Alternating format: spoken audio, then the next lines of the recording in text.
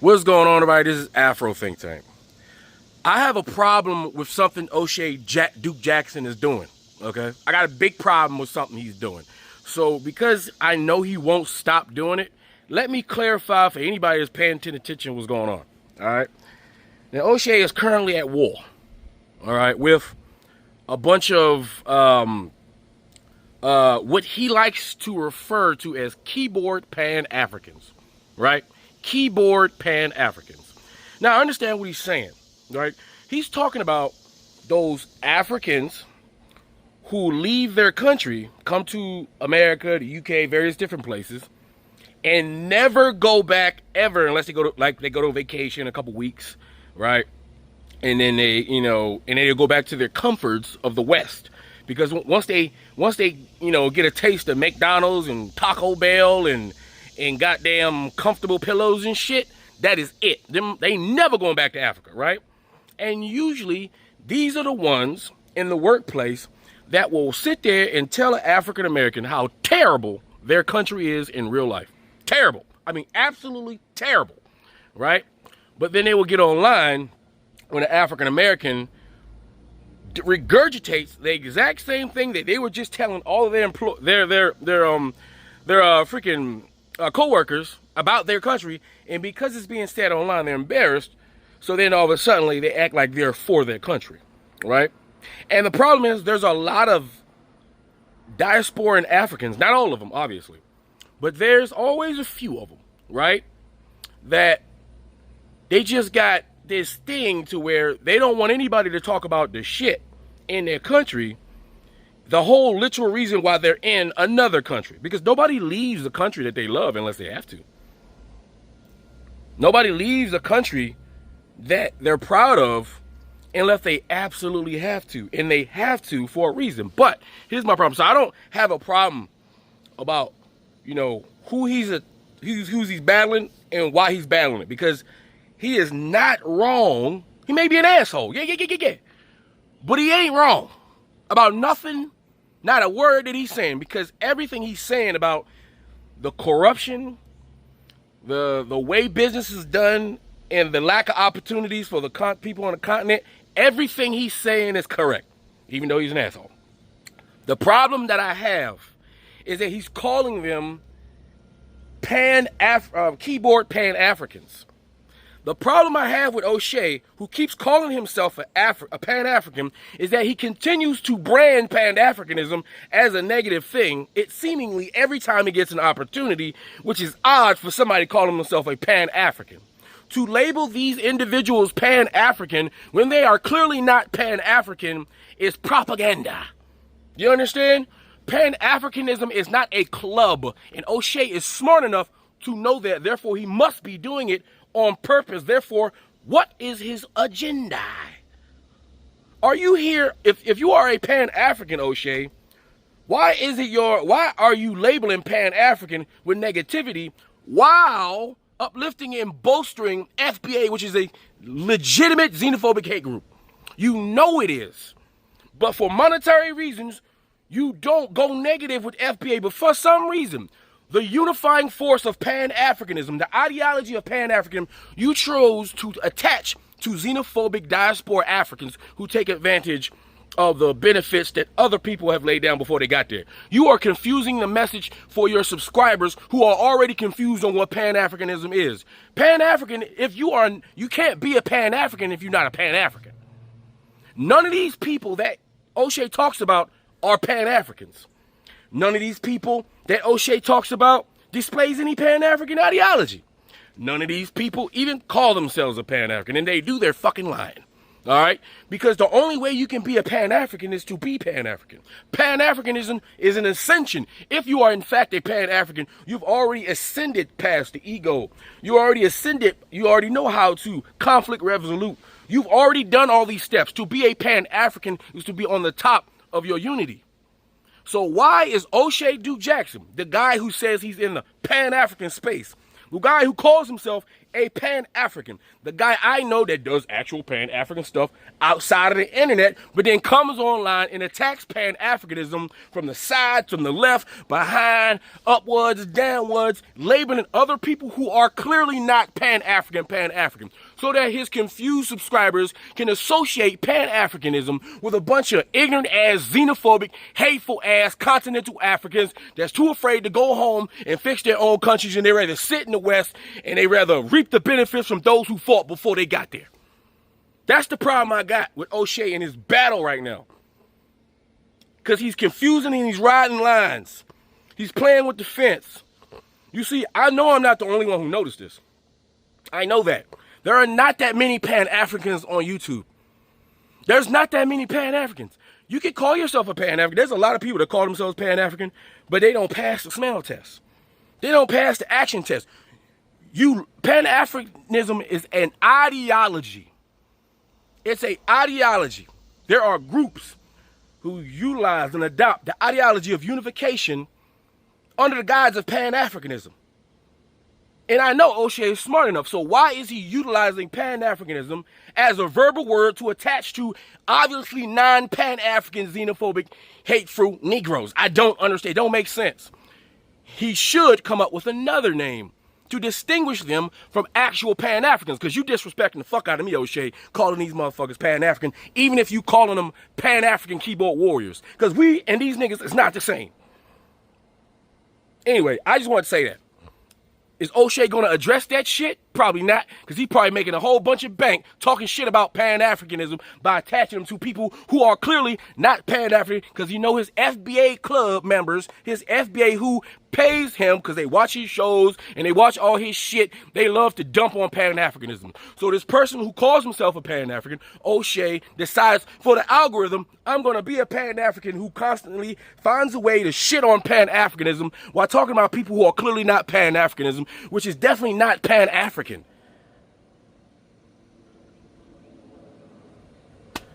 So for the audience, anybody Oshay, even though Oshay, what he's saying about Africa is right, and it can be corroborated, and he's definitely holding back, because there's some other shit he can say that he ain't saying. Like I said, there's a lot of shit we can say they ain't saying. The Africans on the continent are 1,000 times better than the African diaspora. They're 1,000 times better. And if you ask anybody in all these African countries, they will corroborate everything we're saying, and they will tell you their frustrations of living on the continent, because it's the incompetent leaders that's holding Africa back. Because the African people on the continent are ready. They ready to go. They looking online, they see all these other countries getting politicians that allow them to go. And them Africans ready to go. But these old geezer Western puppet master politicians just won't let them fucking go. And the ones that's able to get out, they don't even go back and help. They don't want to be uncomfortable because they too got there. They like going to the town center and going to Walmart. They love that shit. They go to Walmart. They go to Costco. They got a BJ's card and shit. They got a Subaru. And they like going the speed limit on roads at work. They so spoiled over here in the West. They so spoiled over there in Germany. They so spoiled in Canada. They don't want to go and do the work and go home and help their brothers and sisters They get mad at black people who go over there and got the nerve to do it. And then they act like they more African than the African. They act like they more African than us. As a matter of fact, a lot of the people he talk about believe that they're better and actual authentic Africans, and we not African. How is that Pan-African? Why are you attaching Pan-Africanism to these people? Why do you attach FBA to all African Americans? He knows goddamn well that 99.99% of African Americans never even heard of that shit. FBA, Foundational Black American. Nobody knows that shit off YouTube and TikTok and Instagram. But he pumps it and pumps it and pumps it and pumps it, supposedly as a Pan-African. And attacking people who are clearly not Pan-African by calling them Pan-African and then adding another name, like you being slick or some shit. That don't make no goddamn sense. Intelligent people can see right through all that shit. Whose side are you on? Because we seeing two faces here. We got the propaganda that you lay down that the people who are not intelligent will never pick up, right? But then we got the actions that you do. Which one is it? Because one is about to cancel the other one, I swear. And how can anybody be on your side? A real Pan-African, it's hard for a real Pan-African to try to be on his side when he's clearly throwing shit out, attacking Pan-Africanism while attacking xenophobia. So you can attack these guys, but you can't attack the real enemy that's right in your face called Tariq Nasheed. You can't attack, you let Tariq Nasheed and his ignorance spew every goddamn day. Obvious shit. Obvious, xenophobic, hateful rhetoric. You ain't got no fucking smoke for that nigga. But somehow you can wrap Pan-Africanism and make that look negative and disunifying with other people who are clearly not Pan-African. That shit makes no fucking sense in real life. Anyway, you guys tell me what you think in the comments section. It's Afro Think Tank. Learn something, teach them. I'm out. Y'all are explaining Pan-Africanism completely wrong. Pan-Africanism didn't start on social media. It was never a black identity debate involved in Pan-Africanism at all. Actually, Pan-Africanism recognized multiple identities at once. The idea started to emerge when those of us in different continents, colonies, cultures, and various languages realized we were all up against the same system: chattel slavery, colonialism, various systems of oppression, even economic exploitation. The idea started to emerge as sort of a collective consciousness. That shared struggle led to a global humanitarian movement, and that movement had a clear definition: the global black humanitarian movement to dismantle the systems of oppression, such as colonialism, chattel slavery, economic exploitation, and racial domination, as well as the separate but interrelated forms of oppression that are done by the same people that still affect black people all over the world in every place to this very day. Pan-Africanism is about unity, liberation, and humanity. When you're on code with Pan-Africanism, you don't even have to say the word half the time. You can just say cool stuff like global black unity.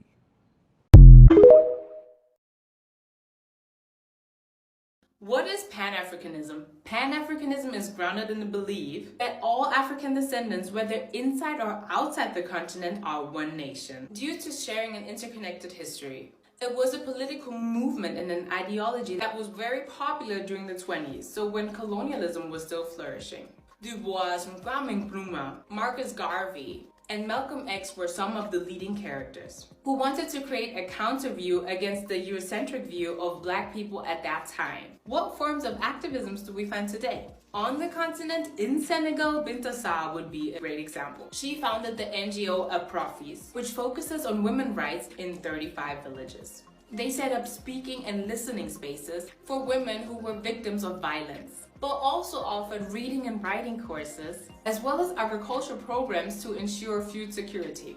Binta Sarr is also part of Africans Rising, which is a Pan-African movement of people working for justice, peace, and dignity on the continent, but also in the diaspora, which brings us straight back to Vienna. On the 14th of March, starting at 7 p.m. at the Albert Schweitzer House, there will be an event talking about anti-racism movements interconnected with climate change and how solidarity might be the key. So make sure you come through.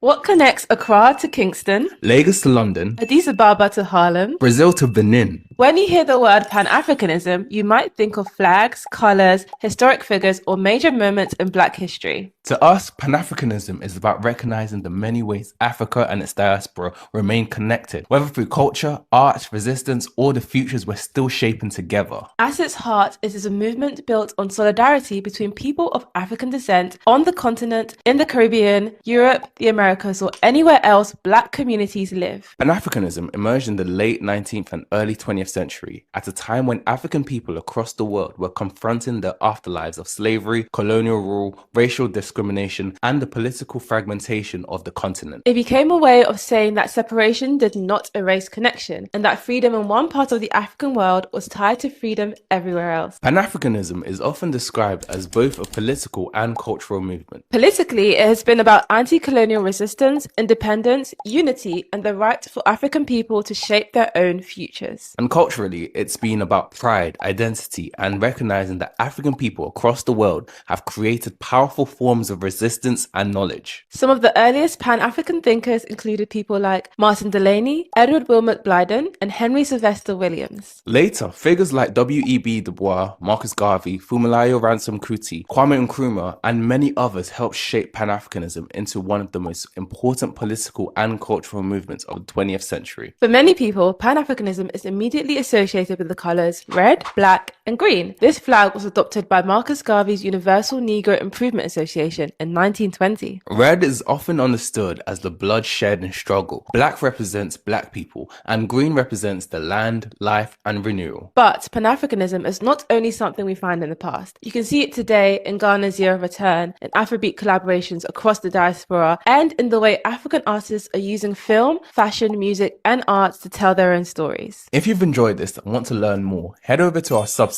And to experience how these ideas have shaped art and visual culture, you can visit the Barbican's new exhibition, Project A Black Planet, The Art and Culture of Pan-Africa. It includes over 300 works from Africa, Brazil, the Caribbean, North America, and Europe, exploring Pan-African visions of unity, freedom, resistance, and collective futures. Pan-Africanism must be understood to mean the unity of Africans throughout the world for the benefit of the continent of Africa. If Africa was independent, it was a clarion call that Africans must unite, not only to liberate themselves politically, but to liberate themselves economically. Hence the famous statement, "Seek ye first the political kingdom, and the rest shall come." Today, when we talk about Pan-Africanism, we are talking about a new spirit, a spirit that not only addresses what may be described as romantic Pan-Africanism or sentimental Pan-Africanism.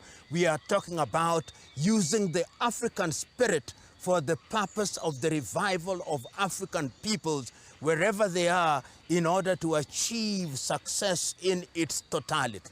Pan-Africanism is the belief in the unity of all Black people and their cultural connection to Africa.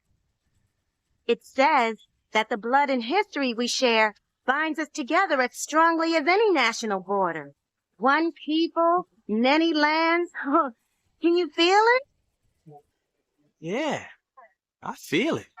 Here are 5 books that will help you understand Pan-Africanism, which is a global movement that tries to bring about unity between Africans on the continent and all people of African descent.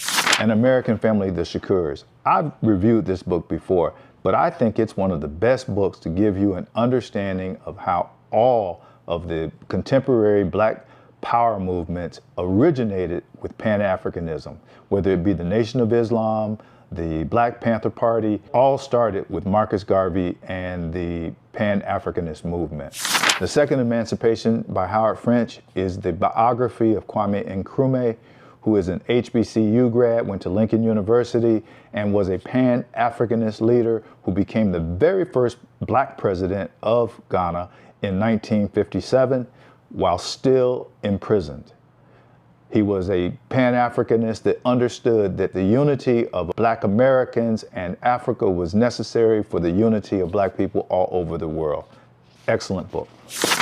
Africa on the Move by Ahmed Sékou Touré, the very first president of Guinea, a Pan-Africanist who understood that colonialism could never work, and he even details the vindictiveness when he asked the French to leave his country, where they filled the water pipes that brought water into people's homes with cement, and even unscrewed the light bulbs for the street lights.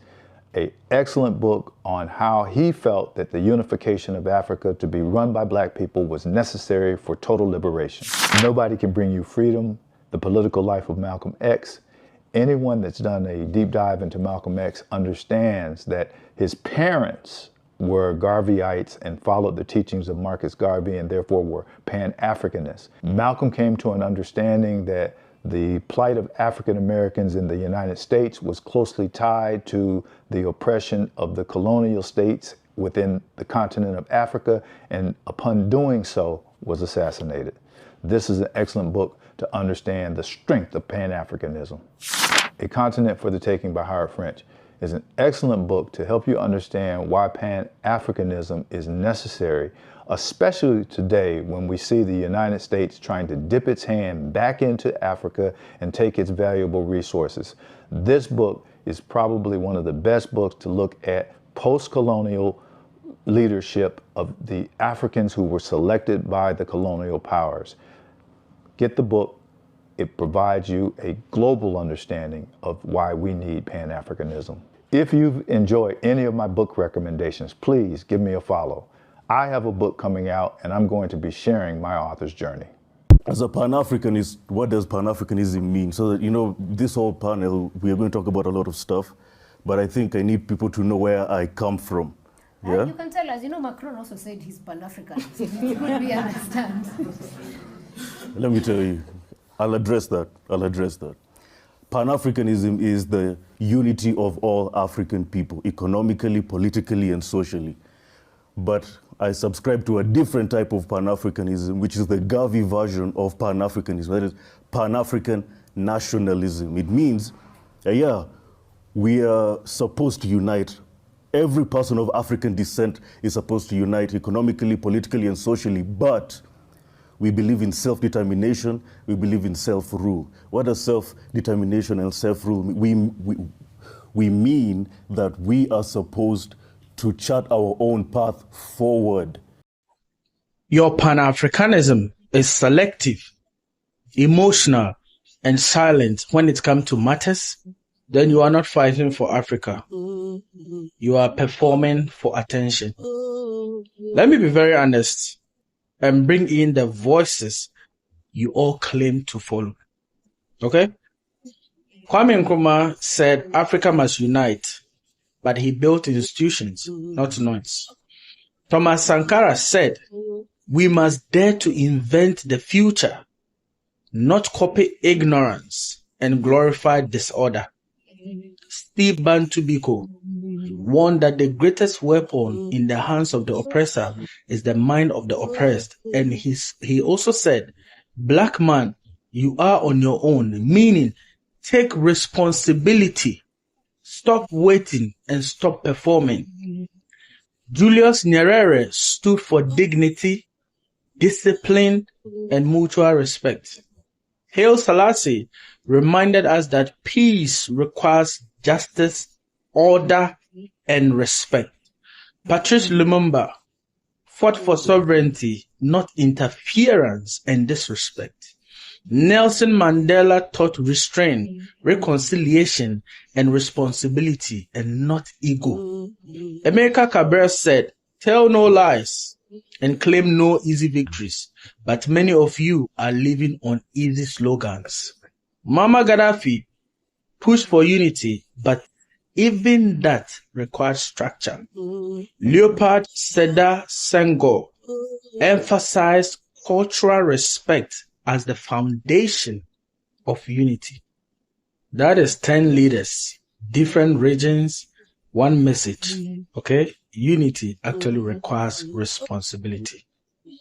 So where did your version come from? Because obviously it is not coming from these leaders. Now let's confront the silence. You shout unity, but where is your voice when Africans are dying? In Democratic Republic of the Congo, in Sudan, in Ethiopia, in Nigeria, in Uganda, in Cameroon, in Amazonia, keep naming them. Let me ask you something very uncomfortable. Why are you louder about another country, but quiet about your own country? Why do you ignore your people's suffering, but rush to critique others? Why is your outrage selective? Why is your empathy also selective? Listen, that is not unity. That is hypocrisy, and that is performance. Africa is not theory. Africa is lived reality. And here is the truth. Unity is not a feeling. Unity is a system. Okay? Stability before expansion, respect before integration, economics before movement, culture before coexistence, accountability before access. Anything else apart from what I've mentioned is collapse. It will never work. And this is where many of you exposes yourself on this app. Africans defend themselves. Africans are territorial.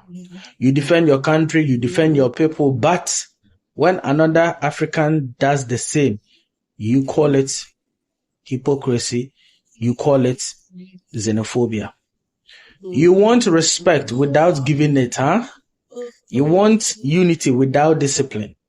You want access without responsibility. That contradiction is the problem. So let me say it clearly. Some of you are not ready for Pan-Africanism because Pan-Africanism is not loud, it is disciplined. It is not emotional, it is structured. It is not performative, it is accountable. So before you say Africa must unite, ask yourself, where were you when Africans were dying? Where are you when your own country is struggling? Are you building or you are just talking? Because right now, many of you are not building Africa. You are exposing yourselves. And I will leave you with this, okay? If this message makes you uncomfortable, don't scroll. Sit with it. Question yourself and send it to someone who needs to hear this. Because the algorithm may reward noise, but history reward those who do the work. My name still remains TMS Historic, and I don't perform Pan-Africanism. I hold it accountable. Don't quit for a nigga. You about to be where you need to be. You talking about some, maybe I should throw in the towel. No, for a nigga. Don't ever quit. I keep going. I'm with the niggas tonight, and it feels alright. I'm with the niggas tonight, and it feels alright. I'm with the niggas tonight, and it feels alright. I'm with the niggas tonight, and it feels alright.